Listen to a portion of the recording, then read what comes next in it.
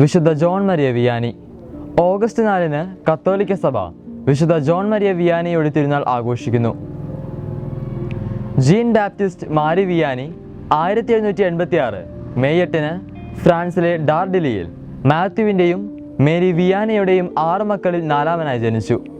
മാതാപിതാക്കൾ കത്തോലിക്കരായിരുന്നതും പലപ്പോഴും തങ്ങളാലാവും വിധം മാതാപിതാക്കൾ ദരിദ്രരെ സഹായിച്ചിരുന്നതും ഇടയ്ക്ക് റോമിലേക്ക് നടത്തിയ തീർത്ഥാടനങ്ങളും കുഞ്ഞു ജോണിൽ വലിയ സ്വാധീനം ചെലുത്തി.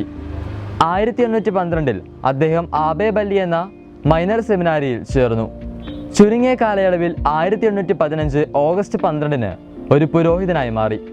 തുടർന്ന് എക്വില്ലി എന്ന സ്ഥലത്ത് സഹവികാരിയായി നിയമിതനാവുകയും ചെയ്തു. ആർസിലെ മുൻ വികാരിയുടെ മരണത്തെ തുടർന്നാണ് 230 കുടുംബങ്ങൾ മാത്രമുള്ള ആർസിലെ വികാരിയായി വിശുദ്ധ ജോൺ മരിയ വിയാനി നിയമിക്കപ്പെടുന്നത്.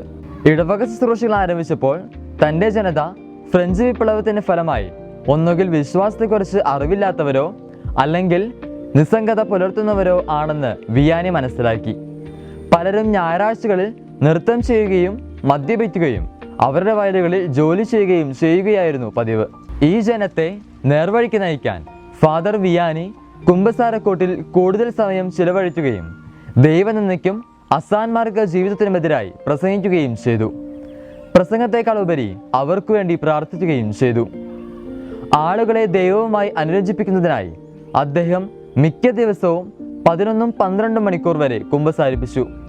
കുമ്പസാരം എന്ന കൂദാശയ്ക്ക് അദ്ദേഹം നൽകിയ പ്രാധാന്യത്തിൽ നിന്നാണ് അദ്ദേഹം കൂടുതൽ അറിയപ്പെടാൻ തുടങ്ങിയത്. 1859 ഫാദർ ജോൺ വിയാനി അന്തരിച്ചു.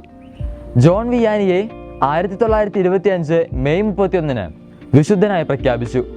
വിശുദ്ധ ജോൺ മരിയ വിയാനിയെ ഇടവക വൈദികരുടെ മധ്യസ്ഥനായി സഭ പ്രഘോഷിക്കുന്നു.